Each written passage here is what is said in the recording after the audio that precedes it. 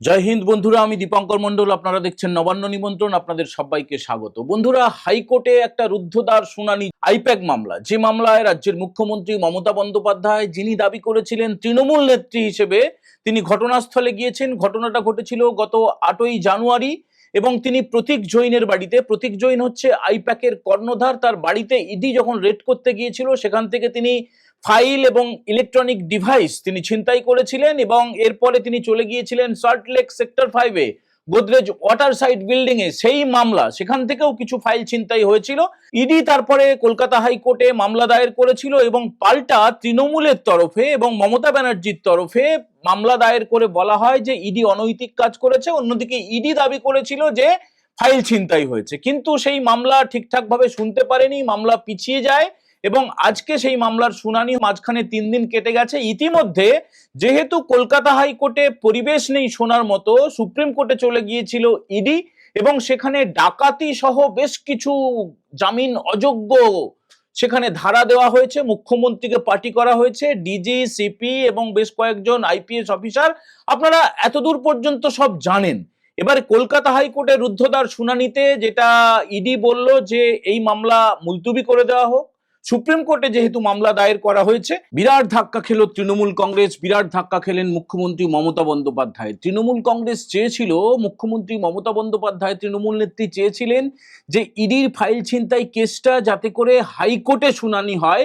এবং হাইকোর্টে শুনানি হলে কি হবে, গত শুক্রবারে যে কাণ্ডটা হয়েছিল যে তৃণমূলের সমস্ত আইনজীবীরা তারা গিয়ে ভিড় করবেন এবং সেই আলোচনা এগোবে না, শুনানি এগোবে না, একটা চাপে রাখা যাবে। এই রাজ্যে যদি বিচার প্রক্রিয়া চলে তাহলে কি হবে না হবে, এর আগে যা যা হয়েছিল তারই পুনরাবৃত্তি হবে। কিন্তু কলকাতা হাইকোর্ট স্পষ্ট নির্দেশ দিয়ে দিল যে এই ফাইল ছিনতাই কেস যেটা চলে গিয়েছে সুপ্রিম কোর্টে, সুপ্রিম কোর্টেই শুনানি হবে। তৃণমূলের এই ধাক্কার পরে, রাজ্যের মুখ্যমন্ত্রীর এই ধাক্কার পরে কিন্তু সমূহ বিপদ। রাজ্যে বিধানসভা নির্বাচনের 1.5 মাস মাত্র বাকি রয়েছে ভোট ঘোষণা হওয়ার। তার আগে মমতা বন্দ্যোপাধ্যায়ের এই যে কার্যত থাপ্পড় খাওয়া এবং হেরে যাওয়া, প্রায় ব্যাকফুটে চলে আসা, এবং কেন্দ্রীয় এজেন্সির লোকজন যেভাবে এই রাজ্যে আসতে শুরু করেছে, শহরে আসতে শুরু করেছে, তারপরে কি হবে সেটা শুধু সময়ের অপেক্ষা।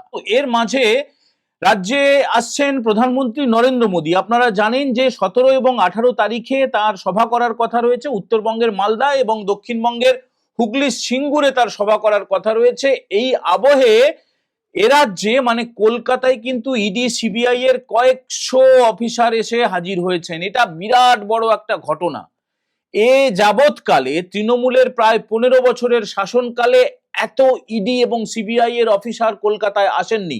গত কয়েকদিন ধরে তারা এসেছেন, সরকারি কিছু অতিথিশালায় আছেন এবং এর পাশাপাশি তারা কয়েকটা হোটেলে আছেন। কেন এসেছেন, কি হতে চলেছে, এই সব জিনিসই আমরা আজকে ব্যাখ্যা করব এবং কজনের ঠিকানা জেলখানা সেটাই আজকে আমাদের আলোচনার মূল প্রতিপাদ্য। বন্ধুরা, এই যে ইডি সিবিআই এর কয়েকশো অফিসার তারা কেন এসেছেন, একটা খুব নির্ভরযোগ্য যেটা সংবাদ মাধ্যম দা ওয়াল, তাদের যারা খবর করেছেন, তারা কি খবর করেছেন সেটা একটু আপনাদের শোনাবো। তারা বলেছেন যে ওয়ালে বেরিয়েছে আর কি, কলকাতায় কি ইডি সিবিআই এর বড় অভিযান হবে।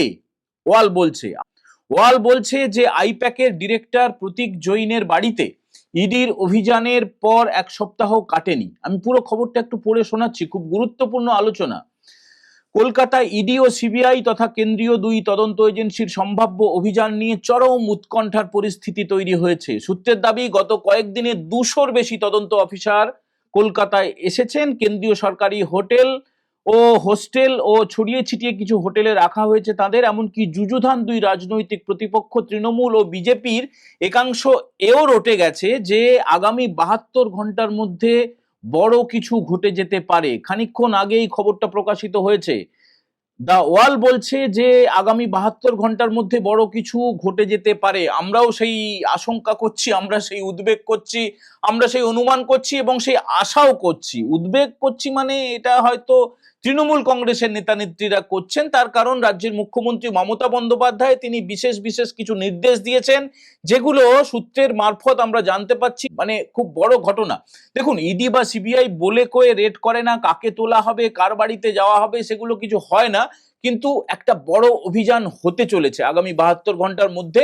সেটা প্রধানমন্ত্রী আসার আগে কাউকে তোলা হবে নাকি প্রধানমন্ত্রী চলে যাওয়ার পরে তোলা হবে, কিন্তু তোলা হতে পারে এমন একটা খুব বড় সম্ভাবনা তৈরি হয়েছে। তবে আপনারা অনেকেই খুব হতাশ হয়ে পড়েছেন যে ভাই এই কথাগুলো বহুদিন ধরে শুনে আসছি, বহুকাল ধরে শুনে আসছি, গত কয়েক বছর ধরে শুনে আসছি, হচ্ছে আর কোথায়। কিন্তু সেই সম্ভাবনাটা জোরালো হয়েছে। আমরা ব্যক্তিগতভাবে কোনো রাগ মেটানোর জন্য যে এই স্টোরি তৈরি করছি তা কিন্তু না, সেই সম্ভাবনাটা উজ্জ্বল হয়েছে বলেই এই কথাগুলো আপনাদেরকে আমরা জানাচ্ছি। লাউডাউন স্ট্রিটে প্রতীকের ফ্ল্যাটে, সল্টলেকে আইপ্যাকের অফিসে ইডি তল্লাশির সময় পৌঁছে গিয়েছিলেন রাজ্যের মুখ্যমন্ত্রী মমতা বন্দ্যোপাধ্যায়। তার সঙ্গে রাজ্যে পুলিশের ডিজি রাজীব কুমার ও কলকাতা পুলিশ কমিশনার মনোজ বর্মা সহ সিনিয়র কিছু পুলিশ অফিসারও ছিলেন। ফেডারেল তদন্ত এজেন্সির কাজে বাধা দেওয়ার অভিযোগে ইতিমধ্যেই সুপ্রিম কোর্টে মামলা হয়েছে। সেই মামলায় পুলিশ কর্তাদের নাম উল্লেখ করা হয়েছে। কেন্দ্রীয় তদন্ত এজেন্সির সম্ভাব্য অভিযান সেই সূত্রে কিনা বিষয়টা স্পষ্ট নয়। সূত্র মারফত এটুকু জানা যাচ্ছে যে বেআইনি লেনদেনের অভিযোগে ইন্ডিয়ান পলিটিক্যাল অ্যাকশন কমিটি তথা আইপ্যাকের বিরুদ্ধে আগামী দিনে আরো অভিযান ও ধরপাকড় হতে পারে। জিজ্ঞাসাবাদের জন্য প্রতীক জৈনকে ডেকে পাঠানো হতে পারে দিল্লিতে। সিবিআই অভিযান বলে কয়ে হয় না, এ ব্যাপারে আগাম কোনো ইঙ্গিতও দেয় না এই দুই তদন্ত এজেন্সি। অতীতে অটল বিহারী বাজপেয়ী ও মনমোহন সিংহের জমানায় এই গোপনীয়তা আরো জোরালো ছিল।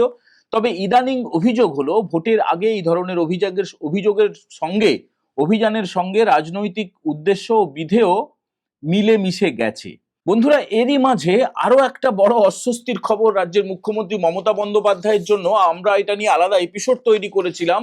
রাজ্যের বিরোধী দলনেতা শুভেন্দু অধিকারী আজকে তিনি ঝাড়গ্রামে গিয়েছিলেন, আদিবাসীদের সঙ্গে মধ্যাহ্নভোজ সেরেছেন। মকর সংক্রান্তির পুণ্য তিথিতে তিনি পিঠে পুলি নিজে খেয়েছেন এবং খাইয়েছেন, এবং তার আইনজীবী সূর্যনীল দাস যে চিঠিটা মুখ্যমন্ত্রীকে পাঠিয়েছিলেন, নোটিশ অফ ডিফামেশন, 72 ঘন্টা সময় দিয়েছিলেন। তিনি বলেছিলেন যে আপনারা জানেন যে 8 তারিখে ওই কাণ্ড করার পরে 9 তারিখে রাজ্যের মুখ্যমন্ত্রী মমতা বন্দ্যোপাধ্যায় যাদবপুর থেকে একটা মিছিল করেছিলেন। হাজরার সভা থেকে তিনি দাবি করেছিলেন যে শুভেন্দু বাবুর হাত ধরেই নাকি কয়লা পাচারের টাকা অমিত শাহের কাছে যায়, তার কাছে নথি রয়েছে, প্রমাণ রয়েছে, পেন ড্রাইভ রয়েছে। শুভেন্দু বাবু দাবি করেছিলেন যে আপনার কাছে যদি কোনো নথি থাকে 72 ঘন্টার মধ্যে প্রকাশ করুন, না হলে আপনার বিরুদ্ধে আমরা ক্রিমিনাল কেস করব। তো 72 ঘন্টা পেরিয়ে গিয়েছে।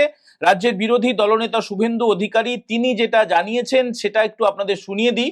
মমতা বন্দ্যোপাধ্যায় মনে হয় বুঝে উঠতে পারেননি আমার উকিল সাহেবের মাধ্যমে পাঠানো মানহানি নোটিশের কি জবাব দেবেন। তাকে দেওয়া সময়সীমা এখন অতিক্রম হয়ে গেছে এবং মুখ্যমন্ত্রী তার আচরণের মাধ্যমে স্পষ্ট করেছেন যে আমার নাম কয়লা কেলেঙ্কারিতে জড়িত বলে তার কল্পিত অভিযোগগুলির কোনো স্পষ্ট প্রমাণ নেই ওনার কাছে। অভিযোগগুলি সম্পূর্ণ তার মস্তিষ্ক প্রসূত, তাই বিপাকে পড়ে তিনি কোনো উত্তর দিতে পারেননি। এবার উনি আদালতে আইনি পরিণতির সম্মুখীন হওয়ার জন্য প্রস্তুত হন মমতা বন্দ্যোপাধ্যায়। এবার আপনার সাথে আদালতে দেখা হবে।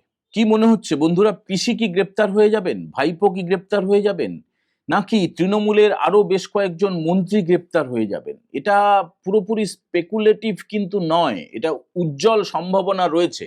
আর গত বছরের কথা মনে আছে তো? গত বছর মানে 2025 সালের আগস্ট মাসে সংসদে একটা সংবিধানের নতুন সংশোধনী বিল এসেছিল। সেখানে বলা হয়েছিল যে কেন্দ্রের অথবা রাজ্যের কোনো মন্ত্রী, এমনকি প্রধানমন্ত্রী, মুখ্যমন্ত্রী যেই হন না কেন, তাকে যদি নির্দিষ্ট দুর্নীতির অভিযোগে গ্রেপ্তার করা হয় এবং 30 দিন পর্যন্ত তিনি যদি বন্দী থাকেন, 31তম দিন থেকে তার পদ চলে যাবে। এই বিলটা অত্যন্ত প্রাসঙ্গিক আজকের এই এপিসোডের জন্য। রাজ্যের মুখ্যমন্ত্রী মমতা বন্দ্যোপাধ্যায়ের বিরুদ্ধে বিভিন্নভাবে মানে ইডি কেস করছে, সিবিআই হয়ে যেতে পারে সুপ্রিম কোর্ট থেকে। রাজ্যের বিরোধী দলনেতা শুভেন্দু অধিকারী তিনি কেস করছেন, মামলা করছেন, মানে প্রবল চাপে রয়েছেন। এর মাঝে আবার রাজ্যের বিরোধী দলনেতা তিনি হাইকোর্ট থেকে অনুমতি নিয়ে 2-1 দিনের মধ্যে নবান্নের কাছে তিনি ধর্নায় বসতে চলেছেন। নবান্নের একদম সামনে বসার ব্যাপারে হাইকোর্ট অনুমতি দেয়নি, কারণ যেহেতু জায়গাটা স্পর্শকাতর জায়গা। বিজেপির কাছে জানতে চাওয়া হয়েছে যে তারা সম্ভাব্য কাছাকাছি জায়গা বলুন। নবান্ন বাস স্ট্যান্ডে সম্ভবত এই ধর্না হতে চলেছে। এই ফাইল চুরি, ফাইল ছিনতাই তার প্রতিবাদে। নবান্ন বাস স্ট্যান্ড হচ্ছে নবান্ন থেকে একদম ঢিলছোড়া দূরত্বে, যেখানে আগেও ধর্না কর্মসূচি হয়েছে। যারা যৌথ মঞ্চ বলে যারা সরকারি কর্মচারী ডিএর দাবিতে ধর্মতলায় শহীদ মিনারের সামনে পাশে যারা ধর্না চালিয়ে যাচ্ছেন দিনের পর দিন, বছরের পর বছর, তারা একবার ধর্ণা করেছিলেন এই নবান্ন বাস স্ট্যান্ডের পাশে। তো সেখানেই সম্ভবত শুভেন্দুবাবু তিনি ধর্ণা আন্দোলনে বসতে চলেছেন এবং সব মিলিয়ে একটা ঘেঁটে ঘ হয়ে রয়েছেন রাজ্যের মুখ্যমন্ত্রী মমতা বন্দ্যোপাধ্যায়। এই জন্যই এই যে কজনের ঠিকানা জেলখানা, এটা দেখুন পুরোপুরি মিলে যেতে পারে অথবা নাও মিলতে পারে। এটা আমাদের দায়িত্ব আপনাদেরকে খবরটা পৌঁছে দেওয়া, সেই কারণেই আমরা এই খবরটা দিলাম। আমাদের এপিসোড যদি ভালো লাগে আপনারা একটু লাইক করে দেবেন, বন্ধুদের সঙ্গে শেয়ার করে দেবেন। যারা প্রথমবার দেখলেন আমাদের এই এপিসোড তারা অবশ্যই নবান্ন নিমন্ত্রণ চ্যানেলটা সাবস্ক্রাইব করতে ভুলবেন না। সবাই ভালো থাকবেন, অপেক্ষায় থাকবেন ভালো খবরের জন্য। জয় হিন্দ, বন্দে মাতরম।